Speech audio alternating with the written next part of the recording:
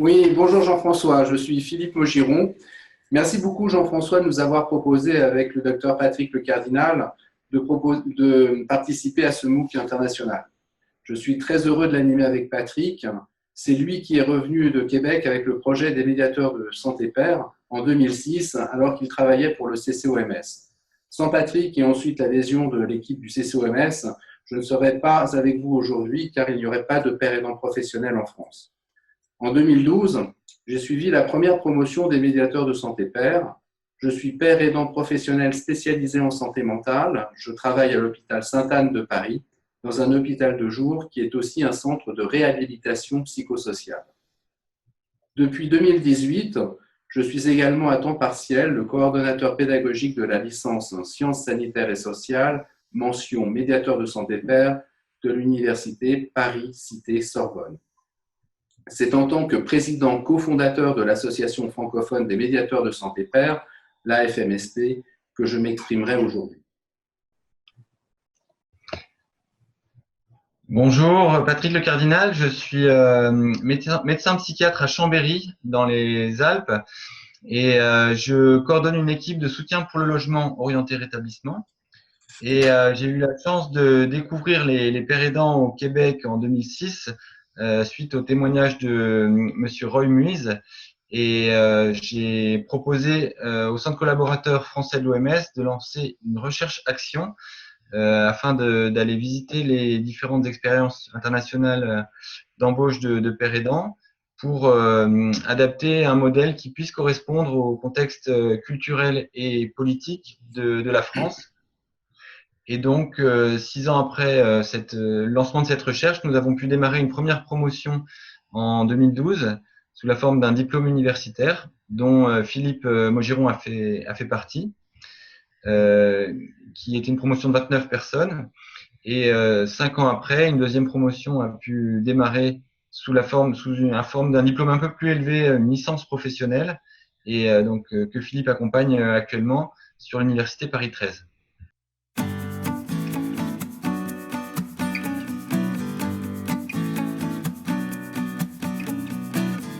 Alors pour ma part, je travaille dans une unité de soins psychosociaux qui dispense des soins orientés rétablissement.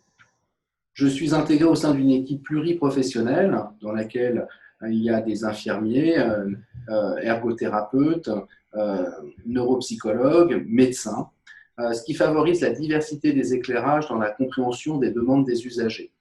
Cela nous permet d'avoir à la fois une vision globale et une meilleure compréhension de la personne, mais aussi de pouvoir mieux répondre à ses besoins. Tous les membres de l'équipe travaillent en collaboration et notre philosophie de soins est centrée sur la personne. Dans ma pratique, j'accompagne des personnes dans leur processus de rétablissement et dans leur projet de vie. Elle vise à l'autonomisation et à l'intégration dans la cité des usagers. Le diagnostic et les symptômes n'ont pas une grande importance pour moi. Mon activité consiste à la co-animation de groupes à visée thérapeutique avec une orientation rétablissement, à des entretiens individuels, à faire connaître aux usagers leurs droits et à les faire appliquer, et finalement à les accompagner vers une pleine citoyenneté. Alors, pour ma part, je travaille dans une équipe de soins d'intensité variable qui travaille en post-hospitalisation, la réalisation d'un projet d'abord de logement pour des personnes qui ont été soit exclues, soit désinsérées de leur logement. Et ensuite, plus largement, un projet de rétablissement qu'ils construisent au fur et à mesure, accompagné de l'équipe. Voilà, et notre équipe est composée de 2 pères aidants, donc une médiatrice de santé pair et une personne ressource qui est en cours de formation père aidant, 2 éducateurs, 5 infirmiers et une chargée de gestion locative qui a un profil d'agent immobilier pour la captation des logements et la gestion locative. Voilà, on a également une cadre de santé et une cadre supérieure de santé, et moi comme médecin coordinateur à mi-temps. Quand on a la demande provient en majorité de l'hôpital, l'équipe rencontre la personne et fait passer l'échelle lausannoise d'auto-évaluation des besoins, l'ELADEB. Et à partir de cette ELADEB et de l'entretien que je vais avoir moi aussi individuellement avec la personne, on va avoir une commission d'admission qui va décider si si la demande correspond à nos missions. Si ça ne correspond pas à nos missions, on va orienter vers des partenaires, certains qui travaillent plus dans la précarité, d'autres qui sont plus dans l'accompagnement social. Voilà. Et quand ça correspond à nos missions, on va engager un contrat, on va rédiger avec la personne un contrat d'engagement mutuel où elle s'engage et nous on s'engage sur une durée moyenne de 3 ans sur un accompagnement d'intensité variable avec la réalisation d'un plan de rétablissement. Donc, on travaille avec le REVIM, Reprendre sa vie en main, qui est le Taking Back Control de Julie Ripper, qui a été traduit par l'équipe suisse de La Source, l'équipe de Jérôme Favreau, qui inclut un plan de crise et un plan de rétablissement personnel. Voilà en gros comment ça se passe. Toutes les personnes qui sont incluses au sein de l'hôpital de jour rencontrent le médecin du service avec lequel elles définissent leur planning. Les plannings sont individualisés, les besoins sont différents des uns par les autres. Lors de cet entretien, le médecin lui fait part que l'équipe est composée notamment d'un père aidant et lui explique en quoi consiste cette nouvelle fonction, ce nouveau métier. Et les personnes sont parfois intégrées à des groupes que je co-anime ou que j'anime seul, ou alors orientées vers moi, notamment pour des entretiens individuels avec une orientation spécifique liée aux addictions, et plus particulièrement avec un focus sur le cannabis et ou l'alcool, puisque dans le cadre des troubles psychotiques, les deux principales raisons des rechutes, c'est le fait d'arrêter de prendre son traitement ou alors associé ou non avec la prise de cannabis et ou d'alcool. Et on a créé à cette occasion un groupe spécifique qui fonctionne en transversalité dans l'équipe du pôle. Donc ça, c'est vraiment novateur. Je ne vais pas m'étendre sur le sujet parce que ce n'est pas le propos. Mais nous avons mis en place un système de sentinelles pour repérer des personnes avec ces caractéristiques et ces problématiques pour leur proposer une prise en charge spécifique médiateur de santé pair qui consiste à me rencontrer sur un temps déterminé. C'est très important, ça donne de la valeur aux choses. Il y a 7 entretiens. Et le but de ces entretiens est d'accompagner la personne vers des prises en charge à l'extérieur, vers des groupes usagers, pour qu'elle ait une espèce d'introduction à son autonomisation lors de sa sortie. Je tiens à préciser que lorsque les sorties sont préparées, et c'est rarement le cas, elles le sont toujours de manière insuffisante. C'est-à-dire que les personnes se retrouvent à l'extérieur, lorsqu'elles sortent, ce n'est pas là où tout s'arrête, mais au contraire où tout peut enfin commencer pour elles. Et c'est durant leur hospitalisation ou leur prise en charge institutionnelle que l'on doit leur fournir des informations, qu'elles puissent construire elles-mêmes, je dirais, leur caisse, leur boîte à outils de rétablissement et prendre connaissance des outils qui sont à leur disposition au sein de la communauté à l'extérieur. Et le fait de les accompagner vers des groupes d'usagers, et parce que c'est jamais facile de pousser la porte seule la première fois, et bien de leur présenter, de les accompagner, de les introduire en quelque sorte, pour qu'ensuite elles aient le choix d'y retourner ou non. Enfin, l'information est transmise, les lieux sont connus, et si la personne est intéressée, elle peut continuer à y aller seule.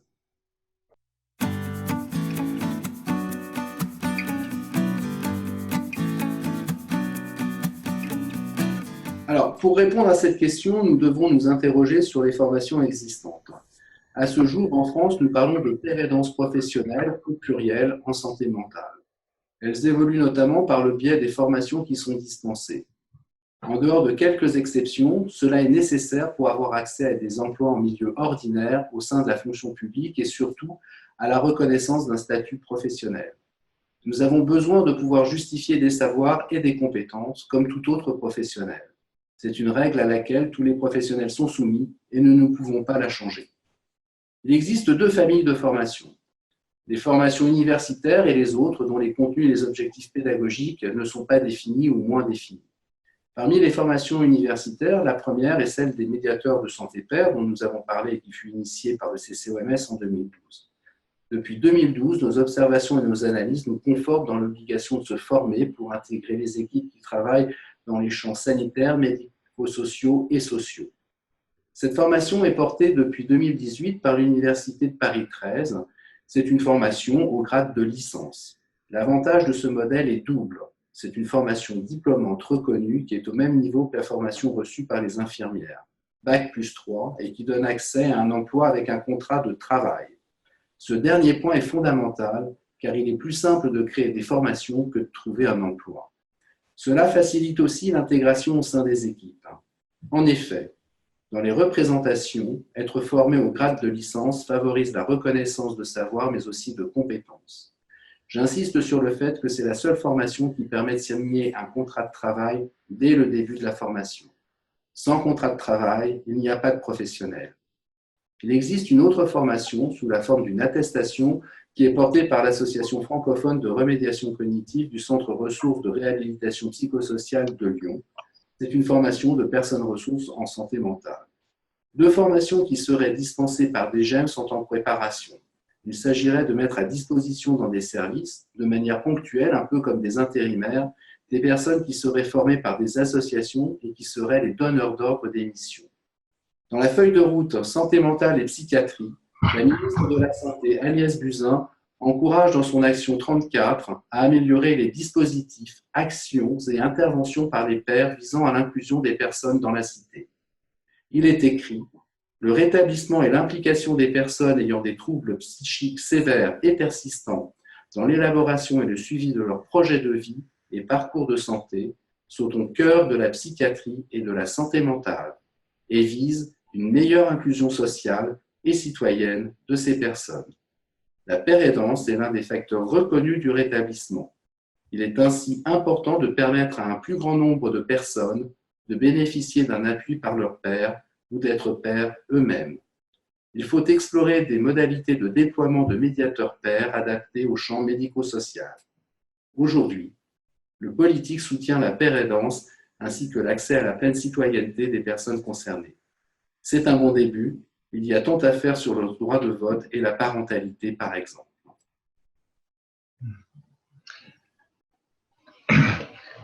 Merci Philippe pour cet exposé qui est très complet. Moi, ce que je dirais d'un point de vue plus large, c'est que c'est une véritable révolution culturelle, cette approche du rétablissement et l'implication des personnes directement concernées dans les soins qui les concernent et plus largement dans les décisions à tous les niveaux, toutes les instances des établissements par exemple et au niveau du gouvernement.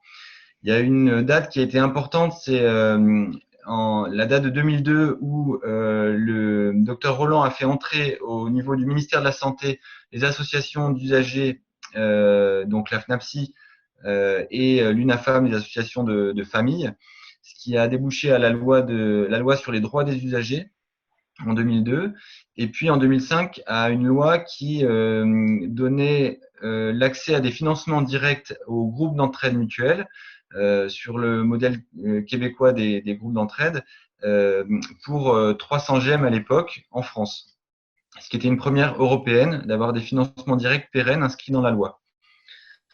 Voilà. Ensuite, en 2012, il y a eu le programme médiateur de santé pair et en même temps le programme Un chez soi d'abord, qui visait dans quatre villes de France à mettre en place des suivis, des équipes de suivi d'intensité variable qui incluaient 3 travailleurs pairs par équipe.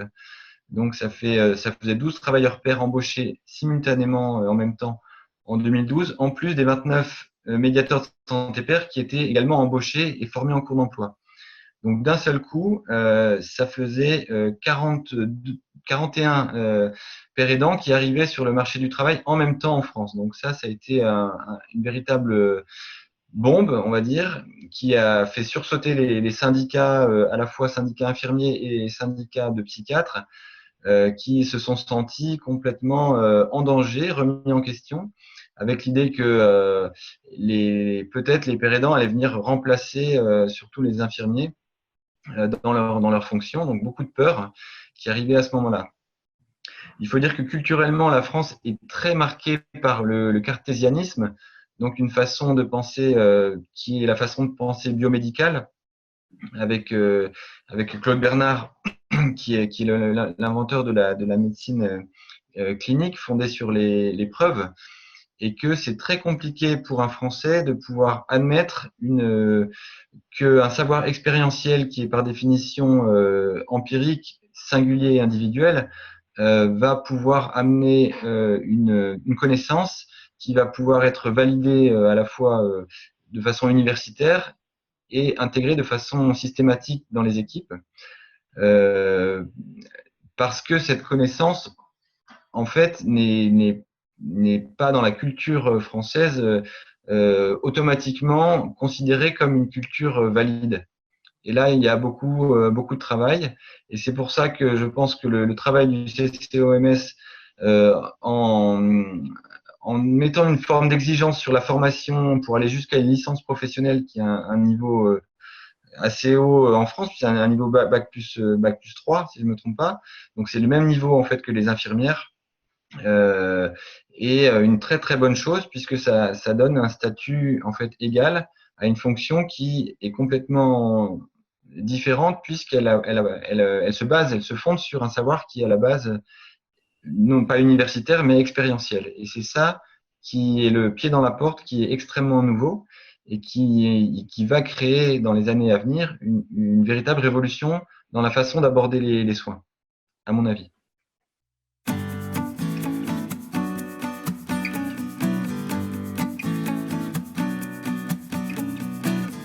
La première chose, l'expérience que j'ai vécue à Lille quand deux pères aidantes sont arrivés dans l'équipe, c'était Myriam et Corinne à l'époque, c'est que ça a beaucoup libéré la parole au sein de l'équipe et mes collègues qui parlaient jamais d'eux, c'était presque dans la déontologie professionnelle de jamais parler de soi, ont commencé à raconter des histoires personnelles. Et ça, c'était assez nouveau. Ensuite, ce que je me suis aperçu, c'est que quand on avait des désaccords dans l'équipe, que l'un pensait blanc et que l'autre partie pensait noir, souvent les médiatrices mettaient tout le monde d'accord avec une position qui était un peu, en quelque sorte, un peu l'avocat de l'usager, de la personne qu'on suivait, et qui sonnait tout de suite très juste, puisque elle ramenait un cœur à cœur qui était issu de la rencontre avec la personne, qui sonnait très juste et qui nous mettait tous d'accord.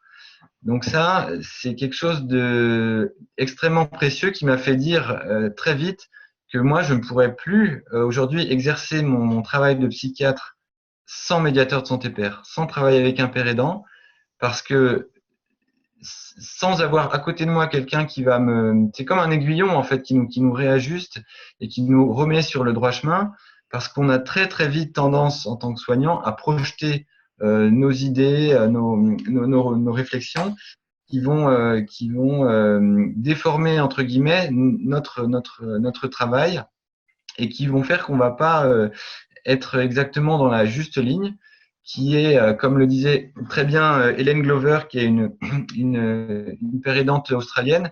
Elle disait la première chose qu'on vous demande, c'est si vous n'arrivez pas à nous aider, à faciliter notre établissement, c'est d'abord de ne pas nuire à notre établissement. Et rien que cette première étape, ne pas nuire au rétablissement, le père aidant fait énormément pour ça. Alors, moi, ce que j'ai pu observer durant mon intégration, parce que n'oublions pas qu'en 2012, il s'agissait d'une première promotion, donc nous étions avec une posture de nouveaux acteurs qui étaient plus ou moins reconnus professionnellement, avec un savoir qui était discuté, qui n'était pas, je dirais, intégré et reconnu de fait par tous les professionnels. Donc, dans un premier temps, il a fallu nous intégrer. Alors, je vais parler pour moi. En ce qui me concerne, l'intégration s'est faite essentiellement par l'observation des pratiques professionnelles, comprendre ce qu'est la pratique d'un psychiatre, ce qu'est la pratique d'une infirmière, ce qu'est la pratique d'une neuropsychologue, d'une ergothérapeute, et comprendre le sens du travail d'un service spécialisé en réhabilitation psychosociale. Alors, lire les choses et les comprendre, c'est une chose, bien évidemment, mais ensuite, dans la pratique, c'est autre chose. Mais je dirais le temps d'intégration, d'identification et de reconnaissance a été plus long pour les professionnels que pour les usagers. Les usagers ont m'ont tout de suite accueilli, j'allais dire naturellement et de fait, en moins de 2 semaines, c'était fait. En moins de 2 semaines, ils avaient compris. En moins de 2 semaines, les ressources sur lesquelles j'appuie ma pratique, à savoir l'espoir et l'identification, ont fonctionné. En 2 semaines, j'avais avec eux une relation qui tendait vers l'horizontalité. Par contre, avec l'équipe, ça a été plus long. Plus long parce que plus ancré dans sa formation. Moi, je pense que tous les professionnels, on forme des étudiants et les professionnels, et ensuite, il faut les déformer. C'est plus simple de former les étudiants au savoir expérientiel et c'est beaucoup plus long et beaucoup plus compliqué de déformer les professionnels pour les initier au rétablissement et à la pérévence. Ça, c'est cette difficulté-là. Il y a une autre difficulté, c'est que souvent, il y a des phénomènes de routine, de chronocisation qui s'installent, de manque de temps.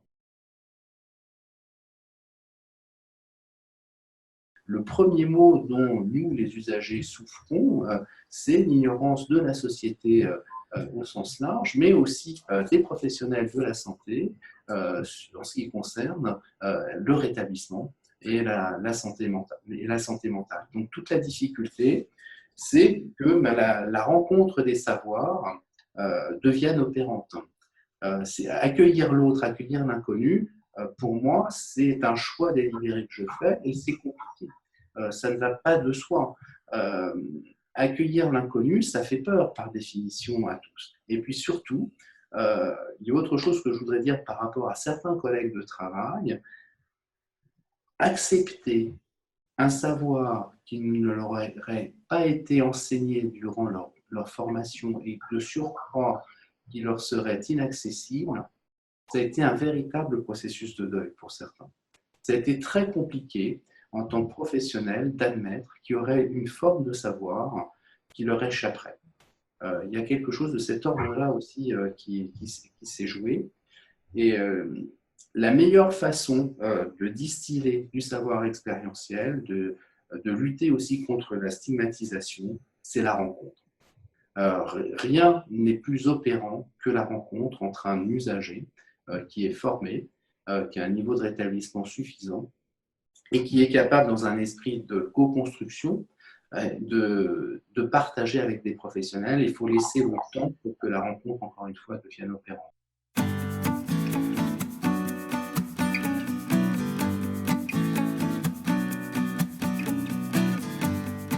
Moi, ce que je dirais, c'est que quelque part, pour arriver à accompagner une personne de façon sans trop nuire à ce qu'elle porte et ce qu'elle est, il faut pouvoir combiner les deux approches.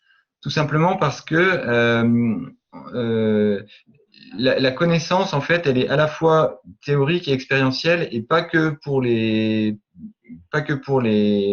pères aidants, mais aussi pour les soignants. Parce que chaque soignant a aussi un vécu expérientiel propre et il est aussi capable de comprendre avec ses tripes quelque part le parcours de la personne qui est en face. Et si le professionnel arrive à mobiliser aussi son corps, j'ai envie de dire, dans l'accompagnement, et que le père aidant arrive aussi à mobiliser sa tête, alors on va avoir un système de complémentarité qui va pouvoir s'ajuster et ne pas être trop nuisible et se mettre aussi dans une forme le mot qui me vient, c'est une forme de contemplation, parce que en fait, on peut à ce moment-là être témoin du parcours de rétablissement d'une personne et être facilitateur de ce parcours de rétablissement, sans trop intervenir, sans trop nuire, mais avec un regard qui est un regard d'espoir et qui est un regard qui soutient et qui apporte juste, moi, ce que j'appelle avec mon équipe, ce qu'on appelle le coup de pouce. Le coup de pouce là où il faut, au moment où il faut, mais pas plus. Vraiment pas plus. Et en fait, ça suffit. Voilà. Et ce coup de pouce, pour qu'il soit juste, ben, il faut les deux. Il faut le vécu expérientiel et il faut l'apport théorique, mais de chaque côté. Ça me paraît important, de chaque côté.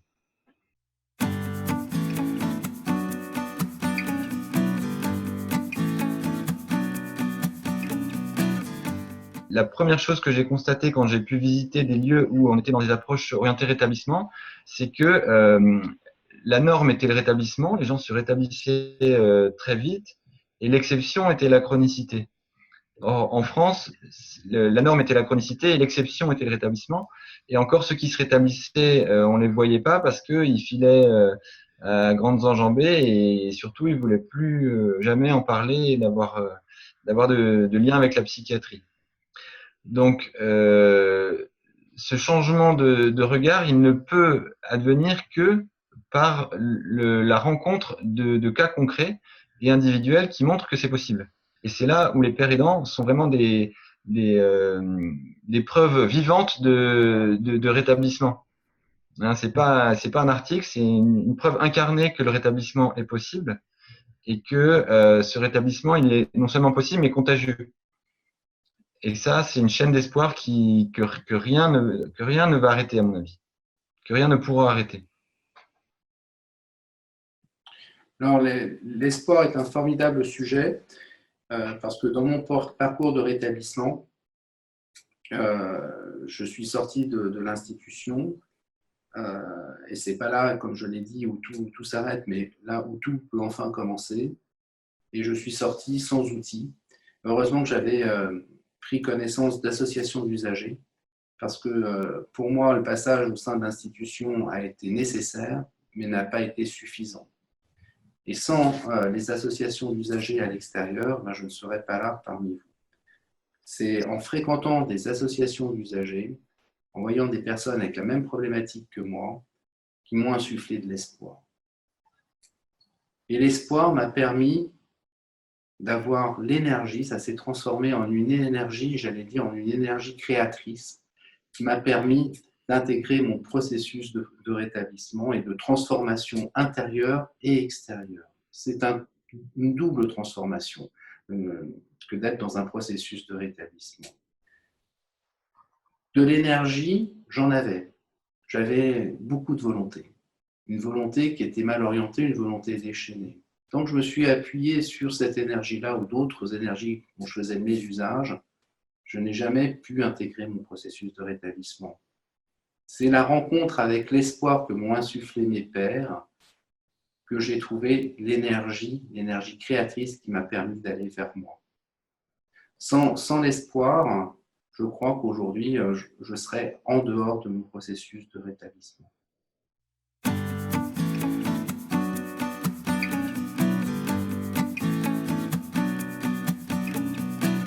Aujourd'hui, les fondements du rétablissement, ils sont inscrits dans les textes de loi qui descendent, comme l'a dit Philippe, et que les choses vont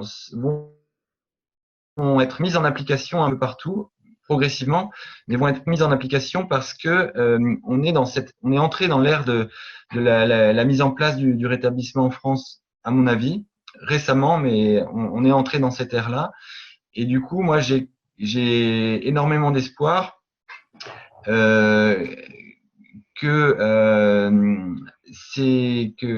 changement qui va pouvoir advenir. Ce qui manque vraiment, de façon généralisée, et c'est pas dans le texte de loi malheureusement, c'est la transformation des formations, des cursus des professionnels, éducateurs, infirmiers, médecins. Et c'est là où il faut vraiment mettre le paquet si on veut pouvoir transformer la culture professionnelle en introduisant des pères aidants dans les formations initiales. Pour ça, il faut avoir des pères aidants formés qui puissent intervenir. Pour l'instant, on n'en a pas encore beaucoup. Il y en a peut-être, vous êtes peut-être une dizaine et en comptant large à intervenir dans les colloques et les formations. Mais il faut que ce soit généralisé partout. Ce que je voudrais dire, c'est que sur l'avenir, les usagers vont avoir une grande responsabilité. Parce que c'est en s'engageant que les choses peuvent changer. C'est un petit peu comme intégrer son processus de rétablissement. Si je ne fais rien, rien ne se passe. Il faut passer à l'action. Et donc, promouvoir les pratiques de pérédance et de la pleine citoyenneté des personnes concernées est un travail collectif où chacun peut contribuer et apporter sa pierre. Les usagers vont avoir une énorme responsabilité sur ce qui va se passer dans les prochaines années. Notre questionnement actuel à la FMSP, c'est ce que nous observons, c'est que le risque, c'est que le rétablissement soit une théorie et un concept pour des professionnels en santé mentale qui se l'approprient et qui soient en capacité de former d'autres professionnels à l'avenir sur le rétablissement sans les usagers. J'ai pu observer dans certains services déjà aujourd'hui qu'il y a des médecins qui expliquent à des usagers ce qu'est le rétablissement, qu'ils ont intégré en posant cet acte-là leur processus de rétablissement sans père aidant et sans usagers. On est à une espèce de croisée des chemins aussi par rapport à ça. Donc il s'agit d'être extrêmement vigilant. Autant qu'il y a, je crois, un leitmotiv, un slogan des années 70 et 80, tout ce que vous faites sans nous est contre nous. On peut le reprendre aujourd'hui et c'est vraiment un message d'alerte que je lance. Il ne peut pas y avoir de rétablissement sans père aidant. Et on ne peut pas parler de rétablissement sans que des pères aidants ou des usagers soient impliqués et intégrés. Les professionnels ne peuvent pas nous déposséder de notre vie et de nos connaissances. Tout ce qu'ils font sans nous, ils le font contre nous, clairement. Ce serait un non-sens que d'encourager le rétablissement des personnes concernées, des usagers au sein des institutions et même en dehors des institutions, sans s'appuyer sur les ressorts qui font la pérédance, à savoir l'espoir et l'identification.